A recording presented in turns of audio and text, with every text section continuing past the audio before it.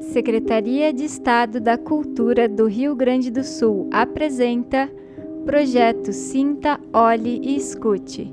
Financiamento Procultura, Governo do Estado, Rio Grande do Sul, Secretaria da Cultura. Ao centro, uma jovem com um livro aberto e fundo predominante laranja. Sentados, um homem de cabelos lisos e curtos e uma jovem de cabelos ondulados e soltos. Muito bem, para mim é uma grande honra estar no projeto do Alexandre Batiste e agora juntos falando sobre audiodescrição poética e audiodescrição funcional. Isso mesmo, Isabel. Não podia ter uma pessoa com mais gabarito, com mais qualidades, do que você, para a gente juntos falarmos sobre esse tema que é tão relevante para tantas pessoas. É verdade.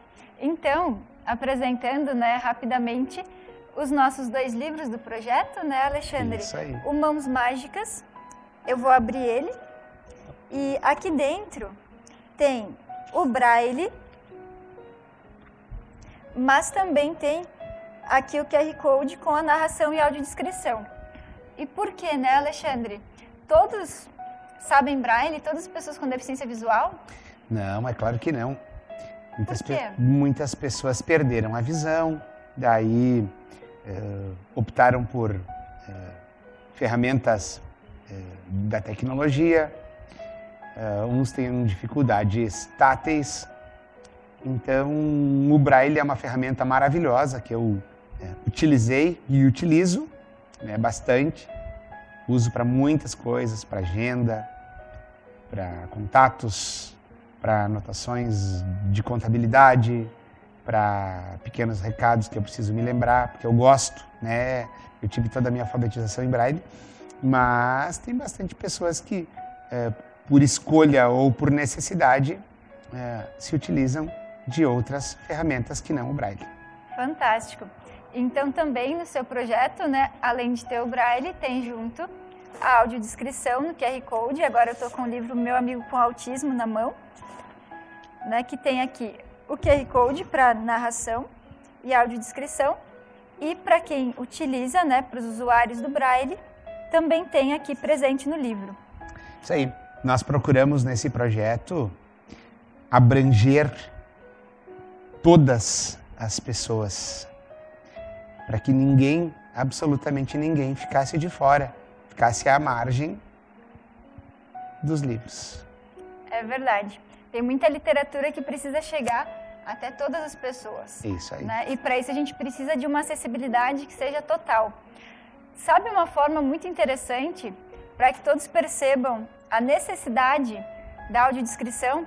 Eu estou na minha mão com uma venda, Aham. E seria muito interessante que todos os videntes, ou seja, todas as pessoas que enxergam, façam essa experiência um dia, coloquem por meia horinha uma venda e daí vão descobrir como é importante a audiodescrição. Isabel, eu vou ser um pouco mais contundente. Eu penso que as pessoas deveriam pôr uma venda ao levantar da cama e fazer toda a higiene, alimentação, o dia a dia, improvisando um cabo de vassoura, um bastão, o que quer que seja, de bengala, se servir, ver que não tem pão em casa, tem que sair para a padaria para comprar e de verdade vivenciar um dia de quem é cego, pegar sua roupa, preparar seu alimento, porque daí de verdade, sem a opinião dos outros, elas vão perceber o que é necessário em termos de acessibilidade, o que entre todas as aspas, a gente está inventando, enfim, criando situações, E o que de verdade é preciso. Tem um obstáculo aqui na minha frente que me dificulta muito. Como é que esse obstáculo poderia não estar aqui, Então, de verdade, várias e várias horas, Eu sugiro, para ser de verdade, para não ser algo, Só meia hora não, Não, eu imagino assim, do despertar ao ir dormir. Uau! Porque isso, cada um de vocês que está nos vendo e nos ouvindo nesse momento, saberia dizer, e eu digo mais, a mesma coisa para a questão da acessibilidade com cadeira de rodas. Como é que eu vou saber o que é importante e o que não é importante se eu não vivencio, se eu só ouço falar? Olha né? que o desafio do proponente Alexandre é maior, hein? Um dia inteiro. Parece que o cego e o cadeirante, né, entre tantos outros, mas falando desses dois, estão pedindo demais, né? Mas só tu vivenciando. Como é que eu vou subir essa escada né, toda sinuosa, toda com uma cadeira de rodas? Não, te vira, tu mora aqui, tu vai, né? Então, realmente as pessoas se colocariam no lugar, verdadeiramente, sem com que a Isabel tenha dito, o Alexandre tenha dito, quem quer que seja, tenha dito. Olha, de experiência própria. Esse é um bom desafio, valeria muito a pena. E também na minha mão eu tenho aqui alguns marca-páginas que são o alfabeto em braille. Ele não serve para que todas as pessoas conheçam braille, mas servem para que algumas crianças, por exemplo, já na escola, quando eu entreguei, elas se surpreendem muito e para que tenham mais pessoas que também trabalhem na área. É uma forma de marcar espaço, isso, né? E exercitem o tato, né? Porque hoje a visão, ela ocupa 80%. Quase que a totalidade, né? Então, eu acho que é importante a gente valorizar, sim, a visão, mas valorizar os outros sentidos também. Isso aí. Então, no nosso projeto, né? Falo nosso por causa que eu me sinto claro. muito junto. Não, mas, Isabel, se tu não fizesse dessa forma, eu ia te puxar as orelhas. Tá bom, então. Então, assim, no nosso projeto, né? Posso falar assim, claro, já que tu disse? Deve. Então, a audiodescrição é feita de uma forma funcional, né? O que significa isso? A gente precisa fazer uma diferenciação bem grande, é quase um abismo entre uma pessoa que nasceu com deficiência visual, que é o caso do Alexandre, isso. E uma pessoa que perdeu a visão com seus 30, 50 anos. Por quê? Porque a pessoa que nasceu com a deficiência visual, para ela, uma boa parte das vezes, pelo menos isso eu falo como Alexandre, nunca a gente pode colocar todas as pessoas no mesmo lugar. Exato. Mas, por exemplo, o Alexandre não tem muito interesse em ficar recebendo as cores, né, a cor do cenário, os objetos exatos e as cores de cada objeto, as cores das roupas, né? Principalmente se aparece 10 pessoas, falar cada cor. Isso. Né? Vira uma decoreba, né, Isabel? Pois é. Então, como a opinião do nosso proponente, foi feita uma audiodescrição funcional. O que significa isso?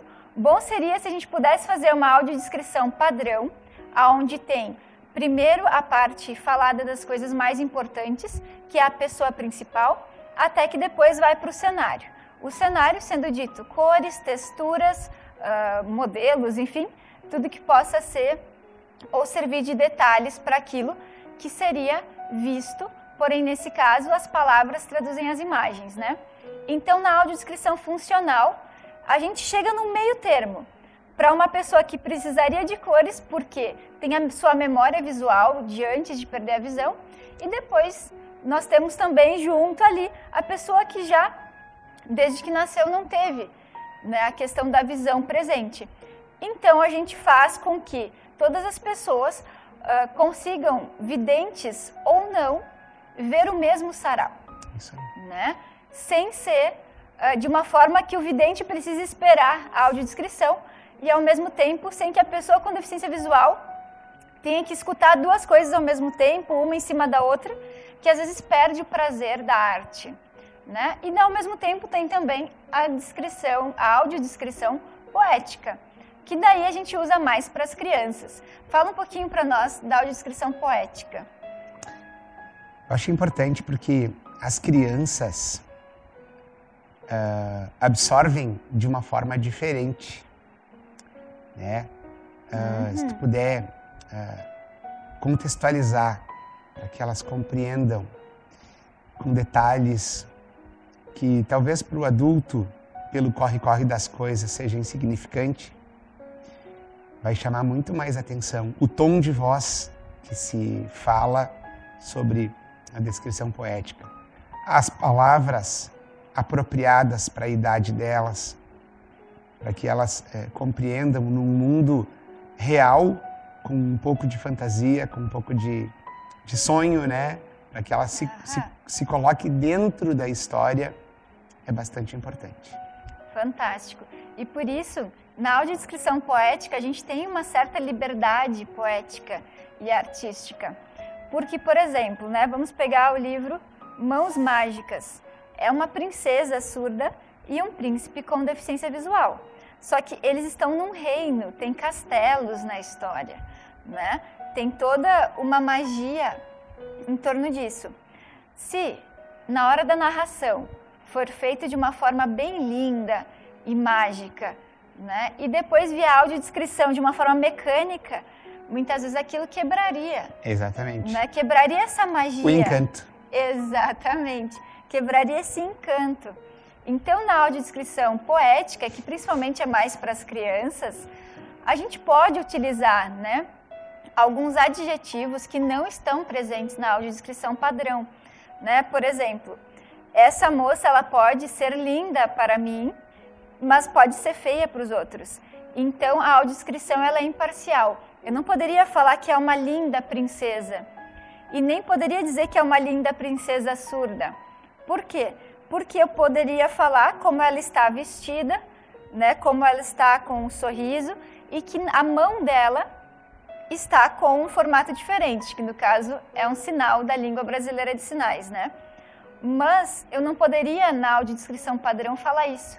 Porém, se eu quero encantar uma criança com deficiência visual, eu posso dizer que é uma linda princesa surda, o que já não poderia na audiodescrição padrão. Isso aí.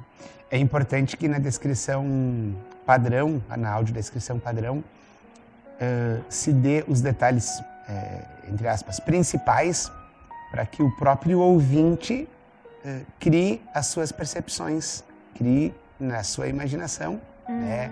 Se ele achou algo belo ou não, importante ou não, né? Que não seja muito condicionado, né? Que seja o mais imparcial possível. Isso aí. Exatamente. Então, falando sobre audiodescrição, né, a gente pode falar que para umas pessoas é o amor da sua vida, para outras pessoas nem tanto, né? Mas ela é um direito, né? Nós temos muitas, já não exatamente leis, né? Mas estão partindo para isso, que garantem essa acessibilidade. Se a pessoa com deficiência visual quiser usar ou não, mas ela tem disponível, né? É a possibilidade de ter. O usar ou não usar é uma outra, vamos se bem, é um capítulo novo, né? Exatamente. Mas se ela não tiver a possibilidade de utilizar, ela não tem... Um direito humano de acesso. Exatamente, adquirido. Ela não tem escolha, ela não vai ter acesso e pronto. Se ela tiver, ela vai escolher entre aspas, né, ver ou não ver. Exatamente. Geralmente se usa, né, o hashtag para todos verem. É isso aí. Né? Por quê? Isso aí. Porque daí a pessoa ela tem, isso está sendo disseminado na internet e é muito legal. Por quê? Porque qualquer pessoa pode fazer audiodescrição. E alguns vão dizer, não, mas não precisa ser um profissional para fazer. Claro, se for um material, né, realmente que vai ser mais divulgado, sim. Mas se você vai fazer um vídeo e você tem uma ferramenta simples, essas que se coloca no aplicativo, que baixa no celular mesmo, você pode fazer a sua audiodescrição, que certamente a pessoa com deficiência visual, se ela quer ter acesso, ela vai se sentir acolhida, né? E ao mesmo tempo vai ter o seu direito garantido, né? Então, Alexandre, para mim é um imenso prazer estarmos juntos. Poxa, da mesma forma, eu fico feliz e que esse seja o primeiro de tantos outros que virão, né? E eu sempre digo que é muito importante que as pessoas tenham boa vontade, tem uma verdadeira empatia de se colocar no lugar do outro, de não necessariamente saber como auxiliar, tanto em audiodescrição quanto em tantas outras áreas, mas dizerem assim, ó, estou aqui, no que eu posso te auxiliar? E juntos, né, cada um com as suas habilidades, com as suas potencialidades, com as suas capacidades, com os seus treinamentos, né, eu sempre digo, a gente tornar esse mundo melhor, mais humano e mais fraterno.